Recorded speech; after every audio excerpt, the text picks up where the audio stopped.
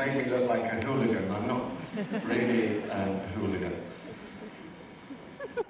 So I see in Russia when you do a Teacher's Day, you actually mean a rock concert. I don't think I've ever spoken to this many people before, so I feel like I should have brought my guitar with me. So my name's Mike, I'm head of teacher training at Macmillan Education, and I know that you're not here to see me. You're here to see Dave and Jane. But if you don't mind, on social media, I'm going to tell everybody that 1,000 people came to see me in Russia, if that's okay. Because that's what social media is for. It's for telling lies that make you look good. So thank you for giving me that. I was very much a teacher in need of help. So this photo is just after I did my initial teacher training course. I know you would have been lucky to have brilliant trainers like Dave, like Jane, lovely people. I was trained by a monster. And this monster was obsessed with English grammar. And he had ridiculous expectations. He thought that we should know English grammar. And I think that's crazy. I'm a native speaker, of course I don't understand English grammar. And he used to do tests. Every week he would give us a test, and every week I failed the test. And in my first few years of teaching, I hated teaching grammar. I found it difficult and boring. But I don't know if you've noticed, but when you're teaching a language, grammar is everywhere. It's difficult to teach a language without grammar, every unit. So then I got a great tip from somebody, and they actually explained that grammar is fun. Do you think grammar is fun? You're very good at lying. Yes, you did think it's fun, okay. So I remember the first game I ever did in the classroom for grammar was the adverb-verb game. Have you tried that one? So the student chooses a verb, so it might be run, and then they choose an adverb dangerously, and then they have to act it out. We did a very good job of that walking from the hotel to the venue today, trying to run in the snow. That was the entrance for my one word that I've learned, almost learned in Russian. It's wonderful to be here. This is my first time to Russia. I've never been here before, and I'm having a wonderful time. So, спасибо for coming. Let's see. I want to just ask you again, because I couldn't see from the front. How many people here teach children in primary teachers? Okay, it's beautiful to see you, okay. And lower primary, so years 1 and 2. Some people, not so many, but some. Okay, because what I want to talk about today is becoming good readers. Let me see, I'm going to try this sleeping. Does that work? No. No. Oh, I'm doing it upside down. Yes. Okay, good. All right, first of all, we're going to do a little bit of maths. Are you good at maths? Okay, well, let's see how well you do with this. There were 2 people digging in the garden. There were also 3 chickens. A plane went across the sky. The people and the chickens looked up at the plane. How many eyes looked at the plane? 10? Everybody 10? Mm-hmm. 4? That's interesting. Okay. Anything? В чем-то подвох есть, наверное, опять. 7. Okay, somebody 7? 12. 12. В самолете тоже кто-то есть. All right. We'll just look at what the answer is. So, one of the girls looks at the plane. How many eyes? Okay. The other girl looks at the plane. How many eyes? Okay. The chickens look at the plane. How many eyes? Okay. The person who said 7 over there. Why 7? It's because if you know chickens, look at the middle chicken. A chicken looks like this.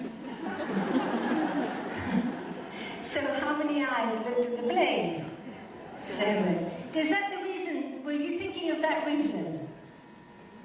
The people who said 7, it's because they know that chickens can't look like this. They have to look like this. Okay, so there are people who know chickens. That's one way. Another game I like is this one. What's this word? Снова. Okay. Хорошо. Okay. Alright, you can also do it like this. Like this. And stand further back and you can see this. What's that one? Yes. Alright, good. So there are hundreds of games. I'm sure you know lots of them. But all of these games, what they're doing is focusing the children on the written form at the same time as saying or listening to it. Time off. It's amazing, teachers always finding time to come for their own training, so I think that's a great thing. This is my 5th time in Moscow. I think the title of this talk, Things Today's Teenagers Need to Know. If anybody had said when I was a teenager in Liverpool that I was going to come to Moscow to speak to 800, 1,000 teachers, I would never have believed it. And I'm very, very proud that you've asked me back, and Macmillan have asked me to come back 5 times. 2 things that I should tell you from the beginning. At the end of the session, we will be putting a handout with information about life skills on the Macmillan Russia website, at the conference section, where you signed up, where you registered, okay? So there is a handout. If you do feel like taking photos, take as many photos as you like. Always remember, as I told you, I think last year, this is my best side, okay? So if you need to take a photo, always try to get this side, okay? Life skills. Things today's teenagers need to know. Okay. I've worked for Cambridge University Press for about 6 years. A lot of my time has been spent on the self-study area of publishing, working with authors like Raymond Murphy and many others. And I have a lot of interest actually in language learning and, as the title suggests here, successful language learning. Prior to working for Cambridge University Press, I worked for 6 years in exam development, again for Cambridge. And even before that, I spent time as a language teacher myself, both in Japan and in the UK. And I've been a language learner myself, and I know how difficult it is to learn a second or another language. And in fact, I'm just going to ask you to do one thing before I start, and that's to everyone, could you stand up?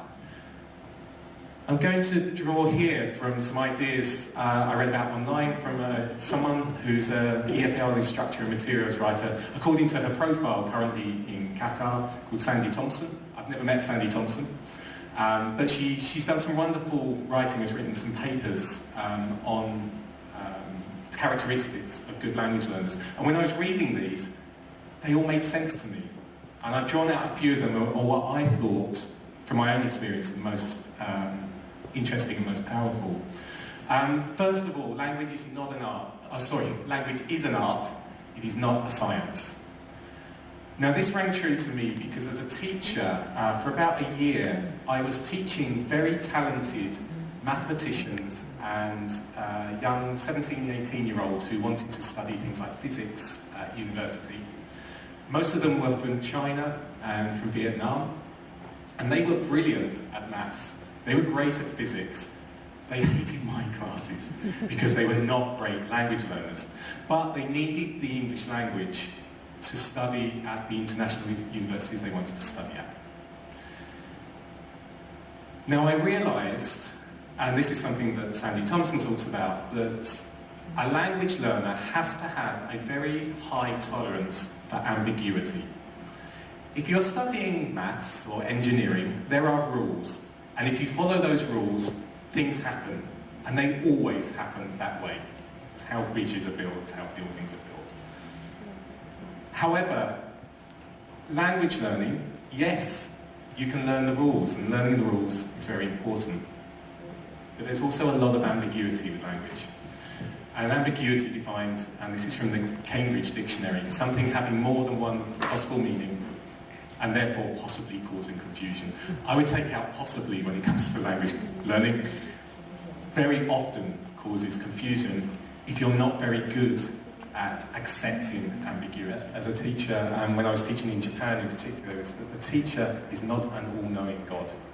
A good language learner sees the teacher as a valuable resource with experience, with expertise, but a good student also recognises that the teacher is not going to have every answer to every question about a language. Learning a language is, for many, a lifelong mission.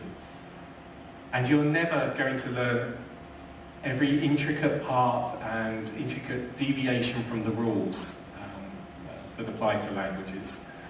And this is just as true of non-native speakers of English as it is for native speakers of English. They had their favourite websites. Wordreference.com was one of the most popular. They all accepted that if you get something for free, then you need to compromise on quality. But they considered that an accepted part of the game, really. That they would have their resources that they trusted and that they would spend money on, and they would supplement it with free stuff. You know, YouTube, if we're talking earlier about using TV and radio, YouTube's a great source to surround yourself with English. But most of them also saw value in having something they could trust as well. Do you want the same things? And they said, yes, we want simple, clear explanations on an app. Also though, can we have automatic error correction and explanations?